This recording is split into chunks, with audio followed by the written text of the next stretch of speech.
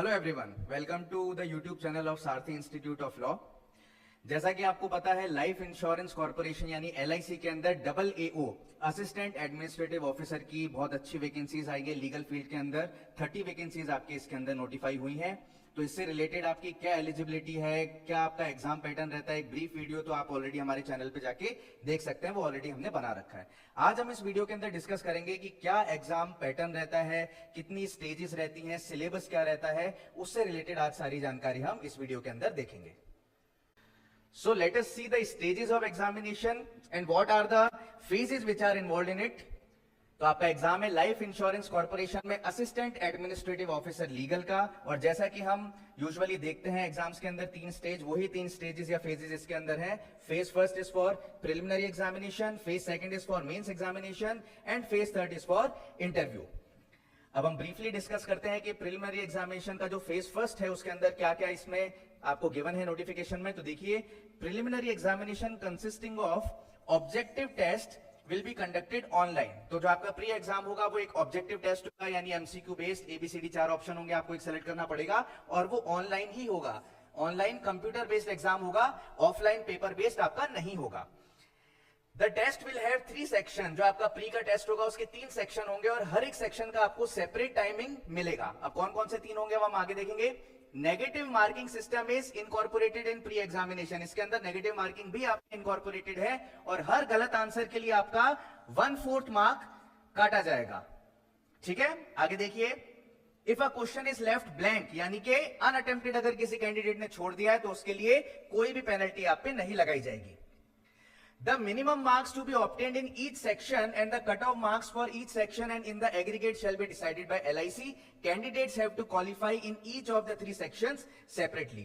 तो हर एक जो सेक्शन है आपका उसकी एक सेपरेट कट ऑफ है, वो आपको क्वालिफाई करनी जरूरी है। और मिनिमम क्वालिफाइंग मार्क्स कितने रहेंगे या कितनी कट ऑफ रहेगी वो LIC अपने हिसाब से डिसाइड करेगा, डिटरमाइन करेगा। आइए अब देखते हैं प्रिलिमिनरी एग्जाम का एक पैटर्न क्या रहता है। तो देखिए, ये आपको एक छोटी सी टेबल दिख रही होगी। इसके अंदर सबसे पहले नेम ऑफ द टेस्ट, यहां पे आपका रीजनिंग एबिलिटी 35 क्वेश्चंस आपसे पूछे जाएंगे रीजनिंग एबिलिटी के। मैक्सिमम मार्क्स इसके होंगे 35 और मीडियम ऑफ एग्जामिनेशन इंग्लिश और हिंदी दोनों, यानी इंग्लिश मीडियम वाले भी और हिंदी मीडियम वाले भी एग्जाम दे सकते हैं। और इसकी जो कट ऑफ होगी, सेक्शनल कट ऑफ, वो डिसाइड करी जाएगी LIC के द्वारा। और आपको टोटल 60 मिनट्स का टाइम मिलेगा इस पूरे पेपर को खत्म करने के लिए। और जो आपका रीजनिंग एबिलिटी का 35 क्वेश्चंस का पार्ट है, जो 35 मार्क्स का है, उसके लिए आपको 20 मिनट्स दिए जाएंगे। आगे देखिए, फिर आपका सेकंड है इंग्लिश लैंग्वेज। जो आपका नंबर ऑफ क्वेश्चन इसमें भी 35 पूछे जाएंगे। मैक्सिमम मार्क्स आपके इसमें 35 है। ये आपका इंग्लिश में रहने वाला है क्योंकि इंग्लिश का पेपर है ये, और इसके लिए भी आपको 20 मिनट्स दिए जाएंगे। Next is your general awareness. इसके अंदर आपसे 30 क्वेश्चंस पूछे जाएंगे जो 30 मार्क्स के होंगे। ये भी आपका बाइलिंगुअल रहेगा, इंग्लिश हिंदी दोनों के अंदर, और इसके लिए भी आपको 20 मिनट दिए जाएंगे। तो आपने देखा टोटल आपसे 3 सेक्शन में पूछे जाएंगे सवाल, 35, 35 और 30। ये इसके मैक्सिमम मार्क्स हैं और आपको बराबर 20 मिनट्स यानी ओवरऑल 60 मिनट्स दिए जाएंगे इसके लिए। अब देखिए एक मजे की बात, अब यहां हम टोटल देख लें तो 100 आपके रहेंगे क्वेश्चंस, मार्क्स रहेंगे आपके 70 और टाइम रहेगा 1 घंटे का यानी 60 minutes.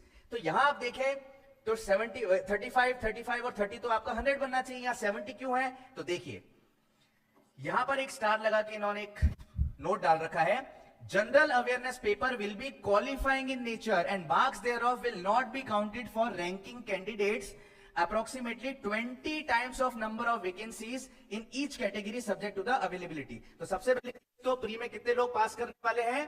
20 times of the vacancy, जो हर कैटेगरी के हिसाब से वैकेंसी है तो उसमें 20 टाइम्स आपके स्टूडेंट या पास किए जाएंगे प्री एग्जाम में for the mains, for appearing in the mains. और जो आपका ये जनरल अवेयरनेस का हमने ये वाला सेक्शन देखा था, ये आपका केवल क्वालिफाइंग इन नेचर है और इसके नंबर आपके जुड़ेंगे नहीं for decide your merit for preliminary examination.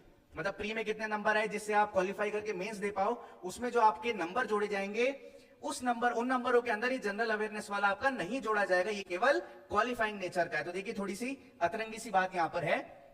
I hope ये समझ आ गया होगा आपको सारा। अब हम चलते हैं सेकंड फेज की तरफ, जो है आपका मेंस एग्जामिनेशन। तो देखिए, there will be no negative marking in mains examination. Pre में हमने देखा था 1/4 नेगेटिव मार्किंग थी, लेकिन मेंस के अंदर आपकी कोई नेगेटिव मार्किंग नहीं है। Mains examination will consist of objective test of 150 marks and descriptive test of 150 marks. देखिए फिर से एक अतरंगी चीज यहाँ पे अलग सी थोड़ी, कि आपका जो मेंस एग्जामिनेशन है उसमें 150 मार्क्स का आपका ऑब्जेक्टिव टेस्ट होगा, यानी वही जो आपके एमसीक्यू बेस्ड होता है, एबीसीडी 4 ऑप्शन एक सेलेक्ट करना होता है, और साथ में 150 नंबर का आपका डिस्क्रिप्टिव भी होगा। डिस्क्रिप्टिव मतलब बेसिकली जहां आपको लिखना पड़ता है at length. Both the objective and descriptive test will be online. देखिए डिस्क्रिप्टिव है, इसका ये मतलब नहीं है पेन पेपर से हो जाएगा आपका। जो ऑब्जेक्टिव वाला है वो तो आपका कंप्यूटर बेस्ड रहेगा ही, और जो डिस्क्रिप्टिव वाला है जिसमें आपको लिखना है आंसर, वो भी आपका ऑनलाइन रहेगा। मतलब आपको कंप्यूटर पे टाइपिंग करके अपना आंसर लिखना है। तो जिसकी टाइपिंग स्पीड अच्छी नहीं है वो भी थोड़े सतर्क हो जाइए, टाइम है अभी, अपनी टाइपिंग स्पीड अच्छी करिए, प्रैक्टिस करिए। Examination will be in one sitting, एक ही सिटिंग में आपका एग्जाम हो जाएगा, and the total duration of the examination will be of 2 hours and 30 minutes। 2.5 घंटे का टोटल ड्यूरेशन होगा आपका एग्जाम का, और एक ही सिटिंग में हो जाएगा, एक ही दिन में एक ही सिटिंग में, और टोटल कितना 2.5 घंटे, 2 hours 30 minutes। Objective test will have separate timing for every section, और जैसे हमने प्री में देखा था ऑब्जेक्टिव के अंदर हर एक सेक्शन में अलग अलग टाइमिंग दी हुई थी, उसी तरीके से मेंस में जो आपका 150 नंबर का ऑब्जेक्टिव सेक्शन आ रहा है उसमें भी हर सेक्शन के हिसाब से आपको अलग अलग टाइम दिया जाएगा। Descriptive test will be administered immediately after the completion of objective test, और जैसे ही आप अपना ऑब्जेक्टिव टेस्ट कंप्लीट कर लेते हो उसके जस्ट बाद आपको डिस्क्रिप्टिव टेस्ट जो है वो भी दे दिया जाएगा। Candidates have to qualify in each of the section separately. वही चीज जितने भी आपके प्री में थे उसमें भी ये था कि आपको हर एक सेक्शन के हिसाब से भी क्वालिफाई करना है, और ऐसे ही आपके मेंस के लिए भी है कि हर एक सेक्शन में आपको सेपरेटली उसकी कट ऑफ क्वालिफाई करना जरूरी है। Candidate will have to answer descriptive test by typing on the computer. जैसे मैंने अभी बताया, इन्होंने स्पेसिफाई भी कर दिया कि जो डिस्क्रिप्टिव आंसर लिखेगा कैंडिडेट वो भी कंप्यूटर पे टाइपिंग करके लिखेगा, तो अपनी स्पीड अच्छी कर लीजिएगा आप लोग। Candidate must pass in each section separately and should also obtain minimum marks in the aggregate to qualify for mains and for interview। तो वही बात, सेक्शनल में भी आपको कट ऑफ या मिनिमम मार्क्स है वो क्वालिफाई करने हैं, और एग्रीगेट में भी आपको क्वालिफाई करना है। ऐसे नहीं है सेक्शनल क्वालिफाई कर लिया और आप एग्रीगेट वाला नहीं कर पाओ, तो हर एक सेक्शन का भी करना है कट ऑफ मार्क्स क्वालिफाई आपको, और एग्रीगेट में भी करना है। The minimum marks to be obtained in each section is mentioned separately and the cut-off mark for each section in aggregate shall be decided by LIC। तो जो भी minimum marks होगा, कट ऑफ मार्क्स होगा, वो determine या decide कौन करेगा, वो LIC करेगा। आगे देखिए अब मेंस एग्जाम का पैटर्न क्या है। तो हमने ऊपर जो चीजें पढ़ी उससे आपको एक बेसिक आइडिया तो लग गया होगा कि मेंस का एग्जाम का पैटर्न क्या रहने वाला है, लेकिन यहां हम और थोड़ा देख लेते हैं डिटेल के अंदर। पहला सेक्शन रहेगा आपका रीजनिंग एबिलिटी का, जिसमें नंबर ऑफ क्वेश्चंस आएंगे आपके 30, मार्क्स होंगे इसके 30, और ये इंग्लिश हिंदी दोनों बायलिंगुअल मीडियम में आपको मिलेगा। और इसके अंदर मिनिमम क्वालिफाइंग मार्क्स जो SC ST and physically disabled है उनके लिए 13 दे रखा है LIC ने, और जो अदर्स है उनके लिए 15। देखिए यहाँ पे डिटरमाइन करके ऑलरेडी दे रखा है। तो ये आपके मैक्सिमम मार्क्स है 30, इसमें से जो कैटेगरी वाले रिजर्व कैंडिडेट्स हैं उनको 13 लेके आना है और अदर्स को 15, और टोटल टाइम कितना मिलेगा आपको 20 मिनट्स। टाइम का ध्यान रखिएगा, टाइम ही खेल है ऐसे एग्जाम्स के अंदर। फिर आता है आपका general awareness with special reference to insurance and financial market awareness. इसमें आपके नंबर ऑफ क्वेश्चंस आने वाले 20, मैक्सिमम मार्क्स है आपके 20, इंग्लिश हिंदी दोनों बाइलिंगुअल में होने वाला है, और रिजर्व कैटेगरी के स्टूडेंट्स के लिए 9 मार्क्स इसके अंदर मिनिमम क्वालिफाइंग है, और अदर्स के लिए 10 मार्क्स क्वालिफाइंग है। और टाइम कितना मिलेगा देखिए, 20 सवाल सॉल्व करने के लिए आपको 10 मिनट दिए जाएंगे केवल, ध्यान रखिएगा टाइम का। फिर आता है आपका तीसरा प्रोफेशनल नॉलेज, जो कि हमारा लॉ का पार्ट है। तो इसके आपके 50 क्वेश्चन पूछे जाएंगे जो 100 नंबर के होंगे, बायलिंगुअल इंग्लिश हिंदी दोनों के अंदर। रिजर्व कैटेगरी स्टूडेंट्स को इसमें 45 मार्क्स मिनिमम लेके आने क्वालिफाई करने के लिए, और अदर्स को 50 मार्क्स। और आपको समय कितना दिया जाएगा, 30 मिनट का समय दिया जाएगा ये लॉ वाला पोर्शन पूरा करने के लिए। तो ओवरऑल हम देख सकते हैं टोटल आपके नंबर ऑफ क्वेश्चन पूछे जाने हैं 100, मार्क्स है आपके टोटल 150 मैक्सिमम मार्क्स, और टाइम आपको दिया जाएगा 60 मिनट्स का टोटल। तो आई होप ये सारा का सारा आपको समझ आ गया है। अब हम बात करते हैं डिस्क्रिप्टिव वाले पेपर की। तो एक डिस्क्रिप्टिव पोर्शन आपका ये प्रोफेशनल नॉलेज यानी लॉ से रिलेटेड पूछा जाएगा। इसमें आपको 6 क्वेश्चन दिए जाएंगे, और 6 में से आपको कोई भी 4 क्वेश्चन अटेम्प्ट करने हैं, 4 आउट ऑफ 6 क्वेश्चंस। और ये आपका 50 मार्क्स का रहने वाला है, बाइलिंगुअल के अंदर होगा, और 45 मार्क्स जो टोटल बनेंगे उसके रिजर्व कैटेगरी के लिए, और 50 मार्क्स अनरिजर्व के लिए, और 60 मिनट का समय दिया जाएगा ये आपको करने के लिए। Next is your English language descriptive paper, जिसमें आपके communication skills, email, report, situation analysis and प्रेसी writing, इससे रिलेटेड 2 क्वेश्चन आपसे पूछे जाएंगे। 25 मार्क्स यहाँ पे आपको अलॉटेड है। इंग्लिश इसका मीडियम रहने वाला है। रिजर्व कैंडिडेट्स के लिए 9 मार्क्स है मिनिमम क्वालिफाइंग, अदर्स के लिए 10 और 30 मिनट का यानी आधे घंटे का समय दिया जाएगा। अब देखिए आगे क्या लिखा है। 50 marks will be converted to 150 and minimum qualifying in descriptive paper of professional knowledge will also be normalized to 150। तो यहां देखिए ये जो प्रोफेशनल नॉलेज आपका डिस्क्रिप्टिव वाला पेपर है जो यहां 50 मार्क्स का दे रखा है, तो इसको बाद में मार्किंग की स्कीम के हिसाब से 150 बना दिया जाएगा। और ये जो 45 और 50 दे रखे ये भी 150 के अकॉर्डिंग उसी तरीके से चेंज कर दिए जाएंगे, उसी प्रपोर्शन में, उसी रेशो में। आगे देखिए एक और चीज अतरंगी, English language test will be of qualifying nature in mains exam and the marks thereof will not be counted for ranking। ये जो आपका डिस्क्रिप्टिव ये इंग्लिश वाला पोर्शन है, 2 क्वेश्चन जिसके पूछे जा रहे हैं, ये भी आपका क्वालिफाइंग नेचर का है। मतलब इसमें जस्ट कट ऑफ क्लियर करनी है आपको, इसके नंबर भी आपके फाइनल मेरिट में जोड़े नहीं जाएंगे, ध्यान रखनी है चीज आपको। Descriptive paper of only those candidate will be evaluated who qualify in the objective part main examination। तो देखिए जो भी मेन एग्जामिनेशन देगा स्टूडेंट उसको देने तो सारे पेपर हैं, ऑब्जेक्टिव भी डिस्क्रिप्टिव भी, लेकिन ये जो 2 पेपर आपके डिस्क्रिप्टिव वाले हैं ये केवल उसी कैंडिडेट के चेक किए जाएंगे, इवेल्युएट किए जाएंगे जो यहां पे इस ऑब्जेक्टिव टाइप मेंस का जो पेपर है इसके अंदर पास हो रहा है, क्वालिफाई कर रहा है, तभी आपके पेपर चेक किए जाएंगे, नहीं तो चेक नहीं किए जाएंगे। क्लियर चीज समझ आपको? तो अब देखिए जो क्वालिफाइंग है क्वालिफाइंग नहीं है इसके बेसिस पे हम क्या पता लगा सकते हैं कि आपकी जो इंटरव्यू में क्वालिफाई करने की बनेगी, मिनिमम बनेंगे वो आपके ये जो एमसीक्यू बेस्ड या ऑब्जेक्टिव टाइप पेपर है ये वाला, और एक आपका ये प्रोफेशनल लॉ वाला डिस्क्रिप्टिव, नंबर आपके जुड़ेंगे जो आपको इंटरव्यू में क्वालिफाई करवाएंगे। क्लियर? मेंस का पूरा क्लियर है यहां तक। Next phase is phase 3 interview. Interview में देखिए marks obtained in the mains examination only will be consider for shortlisting for interview. जितने मार्क्स आपने मेंस के अंदर ऑब्टेन किए हैं केवल उसी के बेसिस पे आपको इंटरव्यू के लिए शॉर्ट लिस्ट किया जाएगा। मतलब प्री के नंबरों का कोई रोल नहीं है इंटरव्यू के अंदर, चाहे आप कितने ही नंबर लेके आओ प्री के अंदर। Maximum interview marks are 60 number का आपका इंटरव्यू होने वाला है। कितने मैक्सिमम मार्क्स? 60, और उसके अंदर भी मिनिमम क्वालिफाइंग मार्क्स रखे हैं। देखिए यहां पे भी आपको अच्छे से करना है, नहीं तो आपको मेंस में बहुत अच्छा कर लिया, वहां तक इंटरव्यू तक पहुंच गए, उसमें भी आपको मिनिमम क्वालिफाइंग मार्क्स नहीं दिए गए तो वहां भी आप डिस्क्वालीफाई हो सकते हो, रिजेक्ट किया जा सकता है। तो 60 नंबर का आपका इंटरव्यू होने वाला है। इसके अंदर ईडब्ल्यूएस, अनरिजर्व्ड और ओबीसी कैंडिडेट्स के लिए मिनिमम क्वालिफाइंग मार्क्स 30 है, यानी कि 50% ऑलमोस्ट। और जो SC ST physically disabled candidates है उनके लिए 27 मार्क्स है इंटरव्यू में मिनिमम क्वालिफाइंग, 60 में से लेके आने हैं आपको। आगे देखिए candidate who do not obtain minimum qualifying marks as decided by LIC shall be excluded from further selection process.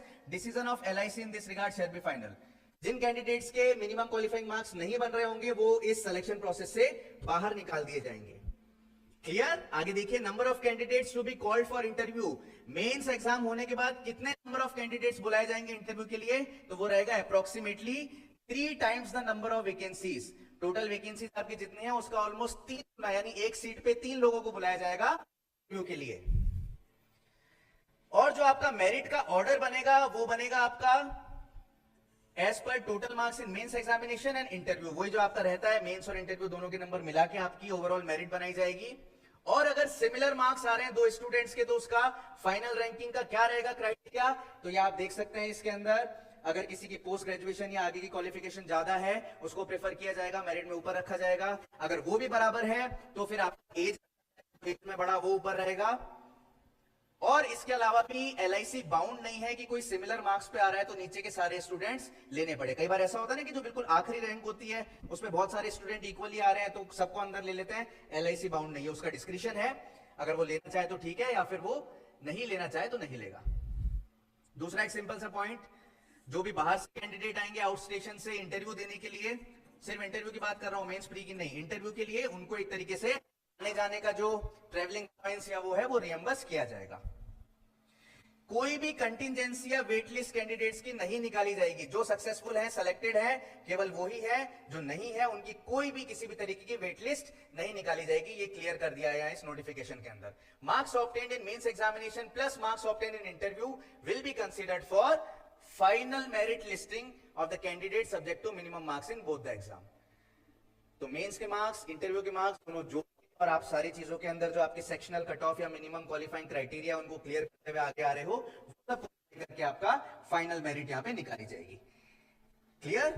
समझ आया आपको सिलेक्शन प्रोसेस पूरा? अब इसके बाद एक स्टेज और रह जाती है, प्री रिक्रूटमेंट मेडिकल एग्जामिनेशन। मतलब आप सारा क्लियर करके इंटरव्यू में भी आप क्लियर हो गए, तो उसके बाद देखिए, candidate have to qualify for mains and interview. Short listed candidate in final merit list will have to undergo pre-recruitment medical examination and if found medically fit will be offered appointment। ऐसा नहीं है कि interview clear करते ही आपका appointment हो जाएगा। Interview clear करने के बाद आपका एक बेसिक मेडिकल टेस्ट होगा और उसके अंदर अगर आप फिजिकली फिट या जो भी आपका फिटनेस है उसके क्राइटेरिया पूरे करते हुए फिट पाए गए फॉर दिस पोस्ट, तो आपको अपॉइंटमेंट दी जाएगी। क्लियर? ये आपका पूरा प्रोसेस था। एग्जाम का पैटर्न, क्या फेजेस रहते हैं, सारा कुछ हमने इसके अंदर देखा। LIC का जो आपका नोटिफिकेशन आया है उसके अंदर आपको कोई डिटेल्ड या डिटरमाइंड सिलेबस नहीं दिया गया है, तो जो भी एक एक्सपेक्टेड या टेंटेटिव सिलेबस आपका हो सकता है, जो हमने दूसरे एग्जाम्स के पेपर एनालाइज किए हैं, पैटर्न एनालाइज किया है, जो भी PYQs वगैरह है, जो भी इनका पैटर्न रहता है इस टाइप के एग्जाम्स का, उसके बेसिस पे जो भी आपका सिलेबस रहने वाला है, जिस तरीके का आपका पेपर आने वाला है, वो हमने यहाँ पे थोड़ा सा आपके लिए डिटरमाइन किया है। तो देखिए, अगर मैं बात करूं लॉ का जो आपका प्रोफेशनल नॉलेज का आएगा पेपर या पार्ट आएगा, उसके अंदर सब्जेक्ट्स आपको क्या क्या फोकस करने हैं अच्छे से, तो इसके अंदर आपको constitution of India, Indian contract act, specific relief act, जो आपके नए कानून हैं, BNS, BNSS एंड BSA, उन पे भी आपको फोकस करना है। CPC या आपके जो भी लीगल मैक्सिम या लैटिन मैक्सिम्स होते हैं, law of torts and consumer protection, arbitration and conciliation act, transfer of property act, companies act, sales of goods act, limitation act, right to information act, insolvency and bankruptcy code, या बहुत important रहता है ऐसे exams के अंदर, Indian partnership act, NI act, information technology act, registration act, Indian stamps act, motor vehicles act, और इसके अलावा इंश्योरेंस से रिलेटेड और बैंकिंग से रिलेटेड जो आपके कानून हैं उन पे आपको ज़्यादा फोकस रखना है, जैसे कि आपका insurance regulatory and development authority act, IRD act जिसको कहा जाता है, आपका इंश्योरेंस एक्ट हो गया, general insurance business nationalisation act हो गया, आपका लाइफ इंश्योरेंस कॉर्पोरेशन एक्ट हो गया, या फिर आपके जो भी प्रिंसिपल्स और हिस्ट्री है इंश्योरेंस से रिलेटेड बैकग्राउंड थोड़ा सा, ये सब आपको ध्यान रखना है। ये आपका लॉ का सिलेबस हो गया। अब मैं बात करूं आपसे इंग्लिश में क्या पूछा जा सकता है, तो देखिए, इंग्लिश में आपको ज्यादा अच्छे से तैयार करना है, फोकस करना है। Parts of speech, direct and indirect speech, para jumbles, reading comprehension, word usage, preposition, error correction, sentence correction, active and passive, या फिर आपकी जो वॉइसेस होती हैं वो सिंगुलर, प्लूरल, पैसेज, जो आपके अनसीन पैसेज या इस टाइप से लॉन्ग पैसेज, और उसके आंसर आपको देने पड़ते हैं। उससे वोकेबलरी बेस्ड क्वेश्चन, आपसे स्पेलिंग पूछ ली जाएगी कि स्पेलिंग आप सही करके बताओ, या फिर आपसे उससे रिलेटेड कुछ कि antonym, synonym, nearest word, one word substitution, इस तरीके से। सब्जेक्ट वर्ब अग्रीमेंट हो गया आपका, स्पॉटिंग एरर, आपको सेंटेंस में एरर बताना पड़ेगा, या फ्रेज जो आपके कंजंक्शन कनेक्टर्स होते हैं उससे रिलेटेड क्वेश्चन। एंटोनिम हो गया आपका इडियम फ्रेजेस और क्लोज टेस्ट। ये आपके मेन टॉपिक्स रहने वाले हैं जो आपको अच्छे से करने हैं, आपके एग्जाम में पूछे जा सकते हैं। फिर आता है आपका जनरल अवेयरनेस, ये भी बहुत इंपॉर्टेंट है, आपको करना है। तो इसमें history of India and Indian constitution पे आपको ध्यान देना है। Insurance and financial market, very important, इनसे बहुत क्वेश्चन पूछे जाते हैं इस टाइप के एग्जाम्स के अंदर, आपको बहुत अच्छे से करना है। या जो भी गवर्नमेंट की रिसेंट या बहुत इंपॉर्टेंट स्कीम्स एंड पॉलिसीज है और specially related to insurance, economy, financial market, उन पे आपको ज़्यादा ध्यान देना है। कौन से हमारे बुक्स एंड ऑथर्स हैं फेमस एंड रिसेंट, उन पे ध्यान देना है। इन्वेंशंस एंड डिस्कवरीज, या जो भी आपको रिसेंट अभी लोगों को, पर्सनैलिटीज़ को प्राइजेस मिले हैं, कोई अवार्ड मिले हैं, वो सब आपको ध्यान रखना है। Geography of India and the world, environment से रिलेटेड टॉपिक्स, इन पे भी ध्यान रखना है आपको। बैंकिंग की हिस्ट्री क्या है उस पर ध्यान रखना है। बैंकिंग की कोई भी न्यूज़ है उस पर फोकस करना है आपको। स्पोर्ट्स की कोई न्यूज़ है कि इंडिया ने या किसी और कंट्री ने कोई कप जीता है या कोई भी टाइटल जीता है, उस पर आपको ध्यान रखना है। फाइनेंशियल इंस्टीट्यूशन से रिलेटेड न्यूज़ है वो आपको ध्यान रखना है। और जो भी बैंकिंग और इंश्योरेंस से रिलेटेड आपकी कोई भी नई रूलिंग, नए लेजिस्लेशन, नए जजमेंट्स आए हैं, उन पे आपको ध्यान रखना है। कोई भी करंट में जो बैंकिंग से रिलेटेड अगर न्यूज़ चल रही है, कोई टॉपिक चल रहा है, मुद्दा चर्चा के अंदर, वो आपको ध्यान रखना है। Important dates, person in news, important events, Indian economy से रिलेटेड सवाल, नेशनल एंड इंटरनेशनल इवेंट्स, इन पे भी आपको ध्यान रखना है। अमेरिका, रशिया, ईरान, इजराइल, ये सब चलता है, यूक्रेन, इनसे रिलेटेड आपको चीज़ें ध्यान रखनी है। अवार्ड्स एंड ऑनर किसको कौन कौन से मिले हैं रिसेंटली, ये आपको ध्यान रखना है। Science and technology, committee, commission and report जो बनी है, नेशनल एंड इंटरनेशनल ऑर्गेनाइजेशन, इसमें यूएनओ और यूएनओ के जो ऑर्गन्स हैं उनसे रिलेटेड आपको ध्यान देने हैं। फाइनेंस के जो भी टॉपिक्स हैं, स्कीम या पॉलिसीज गवर्नमेंट की या यूएन की, इंटरनेशनल लेवल पे जो भी आई हैं, ट्रेड वेड इनसे रिलेटेड, बैंकिंग स्कीम वगैरह, ये सब आपको ध्यान रखनी है। बैंकिंग, इंश्योरेंस, फाइनेंशियल मार्केट, ये सारी चीज़ें आपको अच्छे से कवर करनी है एग्जाम पॉइंट। और यहीं मैं आपसे रीजनिंग के टॉपिक्स की अगर बात करूं तो रीजनिंग के टॉपिक्स में आपके कोडेड इनइक्वालिटी हो गया, seating arrangement, puzzles, logical reasoning, ranking, direction, alphabet test, data sufficiency, syllogism, blood relation, coding, decoding and alphanumeric series, ये सारे के सारे आपको टॉपिक्स इसके अंदर कवर करने हैं for the exam point of view. तो ये आपने देखा सिलेबस आपका जो रहने वाला है टेंटेटिव, और आपको इसी बेसिस पे अपनी प्रिपरेशन करनी है। ये हमारा ऑफिशियल नंबर और एड्रेस है। आप हमसे किसी भी तरीके का गाइडेंस अगर चाहते हैं एग्जाम से रिलेटेड, किसी भी एग्जाम से रिलेटेड, किसी भी वैकेंसी से रिलेटेड, प्रिपरेशन से रिलेटेड, तो आप हमारे ऑफिशियल नंबर पे कांटेक्ट करके हमसे गाइडेंस ले सकते हैं। और इसके अलावा मैं आपको बताना चाहूँगा कि अभी हमारा आरजेएस का एक मेंस बैच भी चल रहा है और आरजेएस की टेस्ट सीरीज भी चल रही है, ऑनलाइन ऑफलाइन दोनों के अंदर अवेलेबल है, जिसमें आपको आंसर राइटिंग सिखाई जाती है, आंसर राइटिंग कराई जाती है। तो इसको भी आप अवेल कर सकते हैं। अगर आप आरजेएस की तैयारी कर रहे हैं मेंस की, आप हमारे ऑफिशियल नंबर पे कांटेक्ट करके इसके बारे में जानकारी ले सकते हैं। और जो लोग गुजरात जुडिशियल सर्विसेज का अभी प्रीलिम्स क्लियर किए हैं और मेंस की तैयारी कर रहे हैं, 12 अक्टूबर की आपकी डेट आ चुकी है जेजेएस मेंस की, तो उनके लिए भी हमारे इंस्टीट्यूट की तरफ से एक मॉक टेस्ट सीरीज अवेलेबल है बहुत ही नॉमिनल प्राइस के अंदर। तो आप अगर इसको भी लेना चाहते हैं, बेनिफिट अवेल करना चाहते हैं जीजेएस मेंस टेस्ट सीरीज का, तो आप हमारे ऑफिशियल नंबर पे हमसे कांटेक्ट कर सकते हैं। सो आई होप आपको अच्छे से समझ आया होगा कि आपका LIC का जो एग्जाम होने वाला है उसका क्या फेजेस, कितने फेजेस रहने वाले हैं, क्या उसका प्रोसेस रहने वाला है, क्या स्टेजेस रहने वाली हैं, और किस तरीके के सवाल आपसे पूछे जाएंगे, किस सिलेबस में आपसे सवाल पूछे जाएंगे। तो बहुत अच्छी वैकेंसी है, बहुत अच्छी अपॉर्चुनिटी है। इसमें आपको सैलरी मिलती है वो बहुत अच्छी सैलरी मिलती है। स्टार्टिंग की सैलरी की मैं बात करूं तो आपको 1 लाख प्लस सैलरी इसके अंदर मिलती है, जो कि बहुत अच्छी है। और वैकेंसीज भी इस बार बहुत अच्छी आई हैं, 30 वैकेंसीज आई हैं लॉ वालों के लिए। तो अच्छे से तैयारी करिए, पूरी जान लगा दीजिए और इस एग्जाम को क्रैक करिए। Wish you all the best, thank you so much.